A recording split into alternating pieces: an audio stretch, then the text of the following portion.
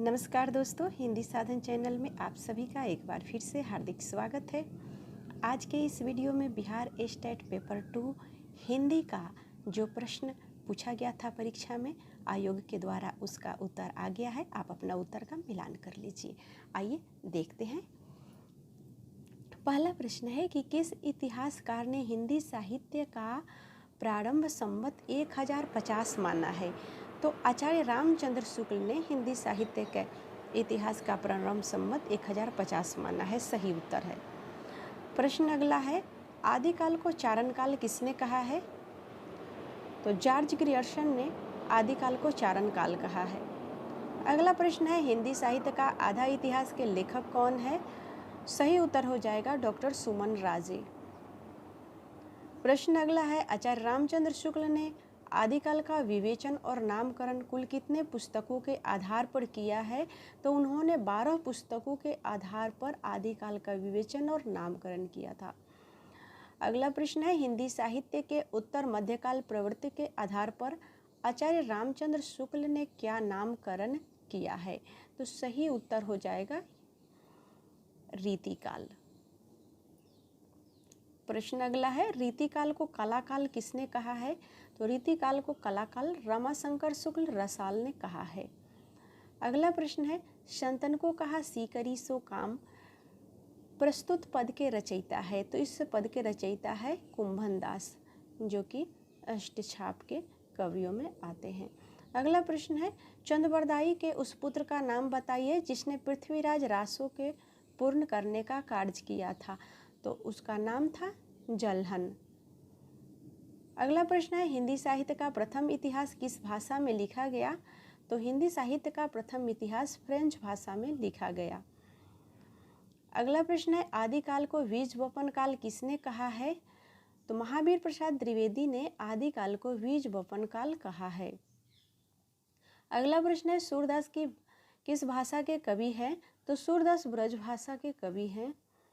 प्रश्न अगला है, किस आलोचक ने रीतिकाल को कलाकाल कहा है? तो रमाशंकर शुक्ल रसाल ने रीतिकाल को कलाकाल कहा है। प्रश्न अगला है, संदेश रासक कितने प्रकरण में बटा हुआ है? तो सही उत्तर हो जाएगा 3। अगला प्रश्न है, अंधेर नगरी नाटक के रचयिता कौन है? तो इस नाटक के रचयिता भारतेंदु हरिश्चंद्र है। अगला प्रश्न है, निम्न में से खरी बोली में लिखा गया प्रथम महाकाव्य कौन सा है? प्रिय प्रवास अयोध्या सिंह उपाध्याय हरिऔध के द्वारा लिखा गया खरी बोली का प्रथम महाकाव्य है। प्रश्न अगला है, मिलन पथिक और स्वप्न खंड काव्य के रचयिता कौन है? तो राम नरेश त्रिपाठी मिलन पथिक और स्वप्न खंड काव्य के रचयिता है। अगला प्रश्न है, हिमकृष्णी और हिम तरंगिनी काव्य संग्रह किस कवि की रचना है? तो ये माखनलाल चतुर्वेदी की रचना है। प्रश्न अगला है, किस आलोचक ने छायावादी काव्य में अनुभूति की प्रधानता के कारण इसे स्थूल के प्रति सूक्ष्म का विद्रोह माना है? तो डॉक्टर नागेंद्र ने ऐसा माना है। अगला प्रश्न है, प्रकृति का मानवीकरण किस युग की एक प्रमुख प्रवृत्ति है? तो छायावादी की एक प्रमुख प्रवृत्ति है प्रकृति का मानवीकरण। अगला प्रश्न है, अंधा युग किसकी रचना है? तो अंधा युग ये धर्मवीर भारती की रचना है। प्रश्न अगला है, अशोक के फूल निबंध के रचनाकार हैं? तो हजारी प्रसाद द्विवेदी इस निबंध के रचनाकार हैं। प्रश्न अगला है, सरदार पूर्ण सिंह विख्यात है? तो ये निबंधकार के रूप में विख्यात है। प्रश्न अगला है, जन्मेजय का नाग यज्ञ के रचनाकार हैं? तो इसके रचनाकार हैं जयशंकर प्रसाद। प्रश्न अगला है, चंद्रगुप्त नाटक की नायिका है? जो चंद्रगुप्त नाटक की नायिका है कार्नेलिया। अगला प्रश्न है, चरणदास चोर किसकी नाट्यकृति है? तो ये हबीब तनवीर की नाट्यकृति है। अगला प्रश्न है, महाभारत की कथा पर आधारित नाटक है? तो अंधा युग महाभारत की कथा पर आधारित नाटक है। अगला प्रश्न है, महादेवी वर्मा ने किस रेखा चित्र में कल्पवास की स्मृतियों को अभिव्यक्त किया है? तो उन्होंने ठकुरी बाबा रेखा चित्र में कल्पवास की स्मृतियों को अभिव्यक्त किया है। प्रश्न अगला है, प्रेमचंद्र की जीवनी कलम के जादूगर के रचनाकार है? तो प्रेमचंद्र की जीवनी कलम के जादूगर के रचनाकार है मदन गोपाल। हालांकि इस पर अभी विवाद चल रहा है, देखिए आगे क्या होता है। अगला प्रश्न है, माटी हो गई सोना इनमें से किस लेखक का रेखाचित्र संकलन है? तो कन्हैया लाल मिश्र प्रभाकर का यह रेखाचित्र संकलन है। प्रश्न अगला है, भक्तिन महादेवी वर्मा के किस रेखाचित्र संकलन में संकलित रेखाचित्र है? तो स्मृति की रेखाएं रेखाचित्र में यह संकलित है। अगला प्रश्न है, मंटो संबंधी संस्मरण मंटो मेरा दुश्मन के रचनाकार कौन है? तो उपेंद्र नाथ अस्क इसके रचनाकार हैं। प्रश्न अगला है, प्रेमचंद्र की पत्नी शिवरानी देवी कृत प्रेमचंद्र की जीवनी है। तो शिवरानी देवी ने जो प्रेमचंद्र के ऊपर जीवनी लिखा उसका नाम है प्रेमचंद्र घर में है। अगला प्रश्न है, याद हो कि ना याद हो बहुचर्चित संस्मरणात्मक कृति के लेखक हैं? काशीनाथ सिंह इस संस्मरणात्मक रचना के लेखक हैं।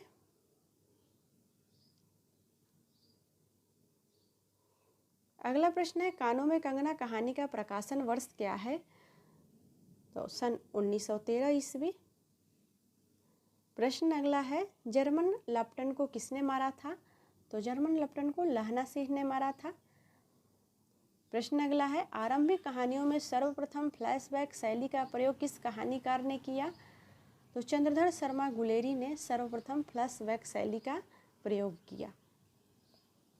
अगला प्रश्न है, गुलरी काकी और मुंडरी किस कहानी के पात्र हैं? तो ये पंचलाइट कहानी के पात्र हैं जो कि फणीश्वर नाथ रेणु के द्वारा रचित कहानी है।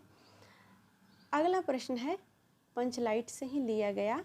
पंचलाइट को कौन जलाता है? तो इसको गोधन जलाता है। प्रश्न अगला है, कहानी का प्लॉट शीर्षक पाठ गद्य की कौन सी विधा है? तो यह गद्य की कहानी विधा है। प्रश्न अगला है, भगजोगनी किस कहानी की पात्र है? सही उत्तर है कहानी का प्लॉट। अगला प्रश्न है, गोदान उपन्यास प्रेमचंद्र ने किस दो गांवों का उल्लेख किया है? तो गोदान उपन्यास में प्रेमचंद्र ने सेमरी और बेलारी नामक गांव का उल्लेख किया है। अगला प्रश्न है, निम्नलिखित पात्रों में से कौन होरी की पत्नी है? तो ऑप्शन है झुनिया, सरोज, सिलिया। तो इस सही उत्तर हो जाएगा इनमें से कोई नहीं। अगला प्रश्न है, गोदान के किन दो पात्रों के बीच सहजीवन लिव इन रिलेशन की झलक मिलती है? तो वह है मेहता और मालती। प्रश्न अगला है, मैं इस सिद्धांत का समर्थक हूँ कि संसार में छोटे बड़े हमेशा रहेंगे और उन्हें हमेशा रहना चाहिए। इसे मिटाने की चेष्टा करना मानव जाति के सर्वनाश का कारण होगा। यह कथन गोदान के किस पात्र का है? तो यह कथन डॉक्टर मेहता का है। अगला प्रश्न है, प्रेम सीधी साधी गौ नहीं खूंखार शेर है जो अपने शिकार पर किसी की आंख भी नहीं पड़ने देता। यह कथन किसका है? तो यह कथन है प्रोफेसर मेहता का।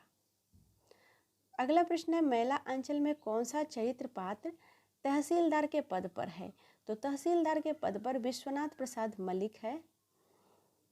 प्रश्न अगला है, इसमें फूल भी है, सूल भी है, गुलाब भी है, कीचड़ भी है, चंदन भी, सुंदरता भी, कुरूपता भी, मैं किसी से भी अपना दामन बचाकर नहीं निकल पाया। यह पंक्ति उपन्यास से अद्भुत है। तो यह पंक्ति किस उपन्यास से उद्धृत है? तो ये जो पंक्ति है मैला आंचल से उद्धृत पंक्ति है।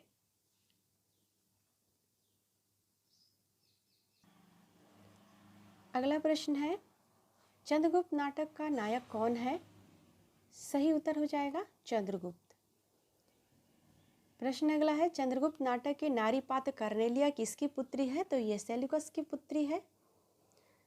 प्रश्न अगला है, संसार भर की नीति और शिक्षा का अर्थ मैंने यही समझा है कि आत्मसम्मान के लिए मर मिटना ही दिव्य जीत है। यह कथन किसका है? तो ये कथन चंद्रगुप्त का है। प्रश्न अगला है, मगध की राजकुमारी का क्या नाम है? तो मगध की राजकुमारी का नाम कल्याणी है।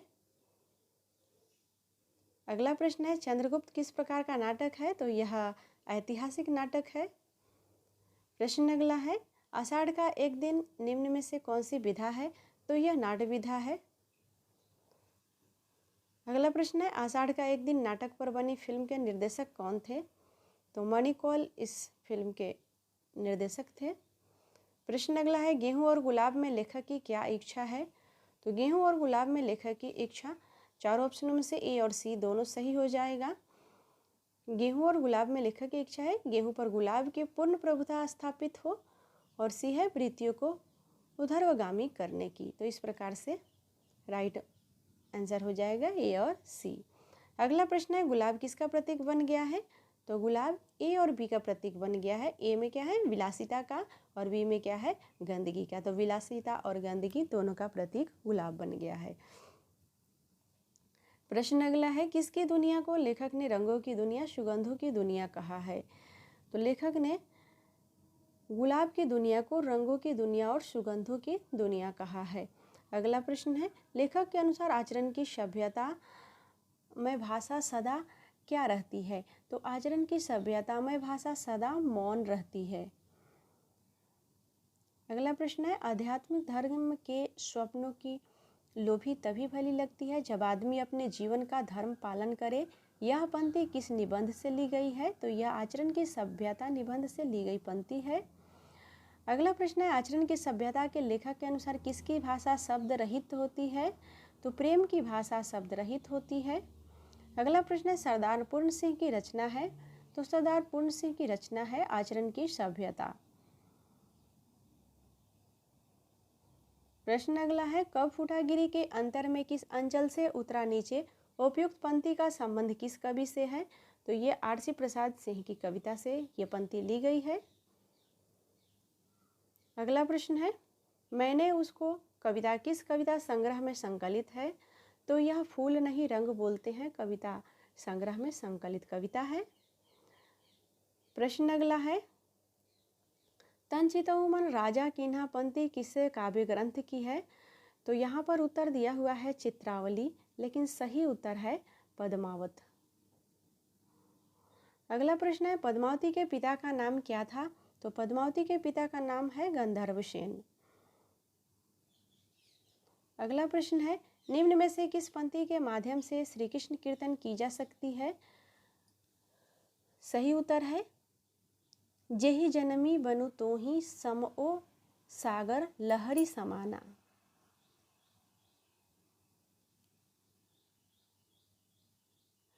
आगे प्रश्न है, प्रणय छोड़कर प्राण धरे क्या, जले नहीं तो मरा करे क्या?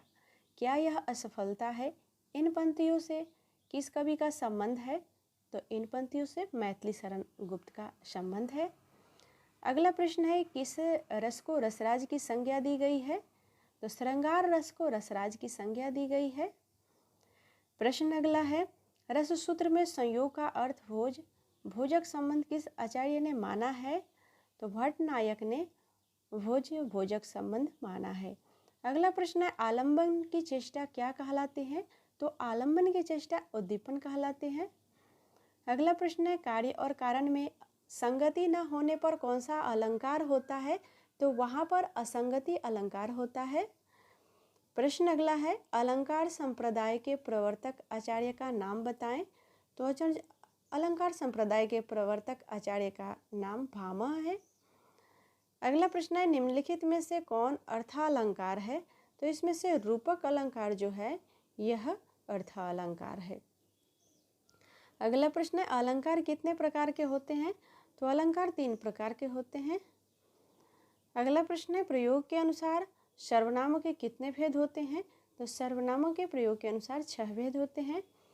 प्रश्न अगला है, निम्नलिखित में से संबंधवाचक सर्वनाम का चयन करें। तो इसमें से संबंधवाचक सर्वनाम हो जाएगा जो। अगला प्रश्न है, निम्नलिखित में से कौन सा कथन सर्वनाम के बारे में सत्य है? तो सही उत्तर हो जाएगा, सर्वनाम एक अविकारी शब्द है। अगला प्रश्न है, स्वर संधि के कितने भेद होते हैं? तो स्वर संधि के 5 भेद होते हैं। प्रश्न अगला है, निम्नलिखित में से कौन सा शब्द प्र उपसर्ग के योग से बना है? तो प्रख्यात ये प्र उपसर्ग के योग से बना शब्द है। अगला प्रश्न है, प्रत्ययों से बने हुए शब्दों के मुख्यतः कितने भेद होते हैं? तो प्रत्यय से बने हुए शब्दों के मुख्यतः 2 भेद होते हैं। प्रश्न अगला है, महावीर प्रसाद द्विवेदी सरस्वती पत्रिका के संपादक किस वर्ष नियुक्त हुए? तो 1903 ईस्वी में इन्होंने सरस्वती पत्रिका का संपादन कार्य प्रारंभ किया। अगला प्रश्न है, हिंदी का प्रथम पत्र किसे माना जाता है? तो हिंदी का प्रथम पत्र उदंड मार्तंड को माना जाता है। प्रश्न अगला है, ब्राह्मण का प्रकाशन कहाँ से होता था? तो कानपुर से ब्राह्मण पत्रिका का प्रकाशन होता था। प्रश्न अगला है, लाहौर से प्रकाशित होने वाली पत्रिका है? तो ज्ञान प्रदायिनी लाहौर से प्रकाशित होने वाली पत्रिका है। अगला प्रश्न है, कलकत्ता से विशाल भारत का प्रकाशन किस वर्ष हुआ? तो कलकत्ता से विशाल भारत नामक पत्रिका का प्रकाशन वर्ष सन 1928 ईस्वी से हुआ। अगला प्रश्न है, खींचो न कमानों को न तलवार निकालो, तोप मुकाबिल हो तो अखबार निकालो, ये किसने कहा था? तो ये अकबर इलाहाबादी ने कहा था। प्रश्न अगला है, प्रसिद्ध खड्गविलास प्रेस किस शहर में था? तो ये पटना शहर में था। प्रश्न अगला है, निम्न में से किस रचना को साहित्य अकादमी पुरस्कार प्राप्त हुआ है? तो कलम का सिपाही को साहित्य अकादमी पुरस्कार प्राप्त हुआ है। प्रश्न अगला है, के बिरला फाउंडेशन द्वारा दिया जाने वाला पुरस्कार है? तो सरस्वती सम्मान के बिरला फाउंडेशन द्वारा दिया जाने वाला पुरस्कार है। अगला प्रश्न है, उत्तर प्रदेश हिंदी संस्थान द्वारा प्रदान किया जाने वाला पुरस्कार है? तो भारत भारती सम्मान उत्तर प्रदेश हिंदी संस्थान द्वारा प्रदान किया जाने वाला पुरस्कार है। अगला प्रश्न है, महादेवी वर्मा को किस रचना के लिए ज्ञानपीठ पुरस्कार मिला था? तो उनको यामा के लिए ज्ञानपीठ पुरस्कार मिला था। प्रश्न अगला है, सुमित्रा नंदन पंत को किस रचना के लिए ज्ञानपीठ पुरस्कार मिला था? तो पंत जी को चिदम्बरा के लिए ज्ञानपीठ पुरस्कार मिला था। अगला प्रश्न है, निम्नलिखित रचनाकारों को उनके ज्ञानपीठ पुरस्कार प्राप्त हुआ था? तो इसमें से किस रचनाकार को ज्ञानपीठ पुरस्कार प्राप्त हुआ था? तो केदारनाथ सिंह को ज्ञानपीठ पुरस्कार प्राप्त हुआ था इन सभी रचनाकारों में से। अगला प्रश्न है, राजभाषा अधिनियम कब निर्मित हुआ? तो राजभाषा अधिनियम सन 1976 को निर्मित हुआ। प्रश्न अगला है, इनमें से किस राज्य की राजभाषा हिंदी नहीं है? तो उत्तराखंड की राजभाषा हिंदी नहीं है, ये आयोग ने माना है, लेकिन इसका जम्मू कश्मीर भी सही उत्तर हो सकता है। तो 3-4 क्वेश्चन जो है जिस पे आप ऑब्जेक्शन लगा सकते हैं। आगे प्रश्न को देखते हैं, निम्नलिखित में से राजभाषा नियम 1976 के अनुसार क क्षेत्र में किस राज्य को रखा गया है? तो बिहार राज्य क क्षेत्र के अंतर्गत आएगा। अगला प्रश्न है, संविधान के किस अनुच्छेद में संसद में प्रयुक्त होने वाली भाषा के संबंध में वर्णन है? तो अनुच्छेद 120। अगला प्रश्न है, किस वर्ष में राजभाषा अधिनियमित किया गया? तो सन 1963 में राजभाषा अधिनियम अधिनियमित किया गया। अगला प्रश्न है, किस सम्मेलन को राष्ट्रीय महत्व का सम्मेलन घोषित किया गया? तो हिंदी साहित्य सम्मेलन नागपुर को, लेकिन आयोग ने इसका सही उत्तर दिया है हिंदी साहित्य सम्मेलन प्रयाग। अगला प्रश्न है, किसने सर्वप्रथम राष्ट्रभाषा के रूप में हिंदी की मान्यता प्रदान की थी? तो महात्मा गांधी ने सर्वप्रथम राष्ट्रभाषा के रूप में हिंदी को मान्यता प्रदान की थी। तो इस प्रकार से हमने 100 प्रश्नों को देख लिया है। इन प्रश्नों में आपका स्कोर कितना बन रहा है हमें कमेंट के माध्यम से ज़रूर बताएं। वीडियो देखने के लिए सभी को बहुत बहुत धन्यवाद।